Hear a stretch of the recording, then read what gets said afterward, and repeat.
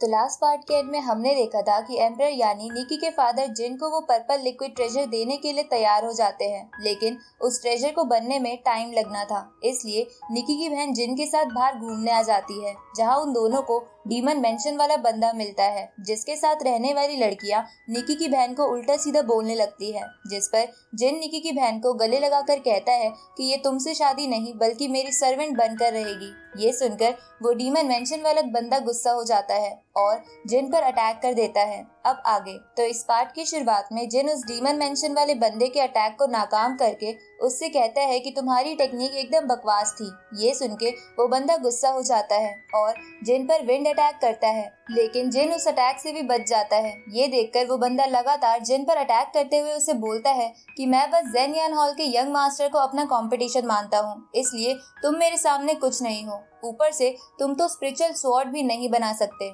जिसकी वजह से तुम्हें अपनी तलवार साथ लेकर चलनी पड़ती है। जिस पर जिन उसे कहता है कि तुम तो फिर मुझसे बेकार हो, क्योंकि तुम एक फैन को हमेशा साथ लेकर चलते हो। ये सुन के वो बंदा जिन पर अनलिमिटेड लाइट फ्लो टेक्निक से अटैक कर देता है, पर जिन उसके अटैक से बच गए अपनी फीनिक्स बर्ड टेक्निक का इस्तेमाल उस पे करता है और उसे हरा देता है। ये देखकर उस बंदे के साथ रहने वाली लड़कियां उसके पास आती हैं और उनमें से एक उसका ये हाल देखकर जिन से कहती है कि तुम्हारी मेरे मास्टर को चोट पहुंचाने की हिम्मत कैसे हुई। जिस पर जिन उसे कहता है कि वैसे तो मैं लड़कियों को कुछ नहीं कहता, पर अगर तुमने फिर से निकी या उसकी बहन को परेशान किया तो मैं तुम्हें नहीं छोड़ूंगा। इसके बाद जिन उस डीमन मेंशन वाले बंदे को कहता है कि तुम जैसे एक बेकार लड़के की शादी निकी की बहन जैसी ब्यूटीफुल लड़की से कभी नहीं हो सकती। अब जिन निकी की बहन के साथ वहां से जाने लगता है, पर वो जाने से पहले उस बंदे से कहता है कि जिस जेन यान हॉल के यंग मास्टर की तुम बात कर रहे थे उसे तो मैं बहुत पहले ही हरा चुका हूँ, इसलिए तुम्हें मुझे मारने के लिए कम से कम 10 साल और ट्रेनिंग करनी पड़ेगी।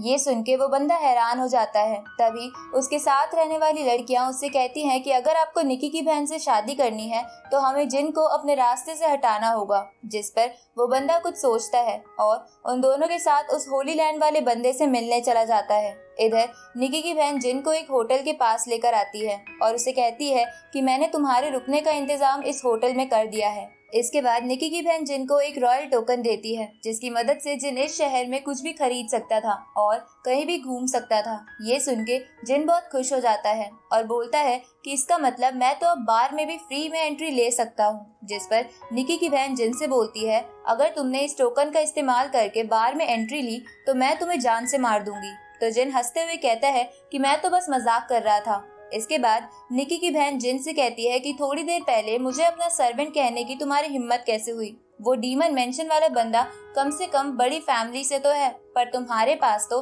कुछ भी नहीं है। जिस पर जिन उसे कहता है कि तुम्हें नहीं लगता मैं उससे ज्यादा अच्छा दिखता हूँ, ऊपर से वो बहुत बेकार इंसान है, इसलिए उसे छोड़कर मुझे चुनना तुम्हारे लिए बेटर ऑप्शन होगा। ये सुन के निकी की बहन गुस्से में वहाँ से जाने लगती है, पर जाने से पहले वो जिन से कहती है कि तुम इसे मजाक मत समझो।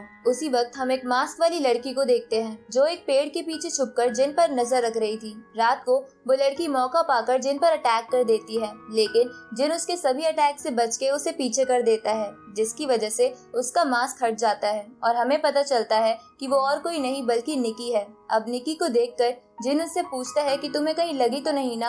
जिस पर निकी कहती है कि मैं बिल्कुल ठीक हूँ, पर आज मुझे पता चल गया कि मैं तुम्हें नहीं हरा सकती। इसके बाद जिन उससे पूछता है कि तुम इतनी रात को बाहर क्यों घूम रही हो, तुम्हें तो एम्परर ने महल के अंदर रहने को कहा था। जिस पर निकी कहती है कि मैं महल से भाग आई हूँ क्योंकि मुझे तुम्हारे साथ बहुत बातें करनी थी, साथ ही तुम्हें ये शहर भी घुमाना था। अब निकी जिन को शहर घुमाने के लिए ले जाती है, जिसके बाद वो दोनों शहर की अलग अलग जगह पर जाते हैं और खूब एंजॉय करते हैं, जहाँ बीच बीच में जिन शहर की सुंदर लड़कियों को भी ताड़ रहा था, जिसकी वजह से निकी को जिन को कान पकड़कर खींचते हुए आगे ले जाना पड़ रहा था। आगे वो दोनों जिन के होटल वाले रूम पर आकर चिकन खाते हुए ड्रिंक करने लगते हैं, जहाँ निकी जिन से कहती है कि ये शहर का बेस्ट चिकन है जो मेरे फादर मेरी मॉम के लिए लाया करते थे, पर मेरे बर्थ के कुछ सालों बाद ही मेरी मॉम की डेथ हो गई क्योंकि जन्म के वक्त मुझे कुछ इलनेस थी। जिस पर जिन उसे कहता है कि तुम्हें निराश होने की कोई जरूरत नहीं है क्योंकि इसके बाद भी तुम्हारे फादर और तुम्हारी बहन तुमसे प्यार करते हैं। इसके बाद वो दोनों और बातें करते हैं, जहाँ बातें करते करते निकी की आंख लग जाती है तो जिन उसे अपने रूम में सुला देता है। इधर हम उसी होटल के रेस्टोरेंट में उस डीमन मेंशन के बंदे को देखते हैं जो होली लैंड वाले बंदे को सब कुछ बताता है, जिस पर होली लैंड वाला बंदा कहता है कि मैंने तो तुम्हें पहले ही बताया था कि जिन एक बहुत बड़ी मुसीबत है।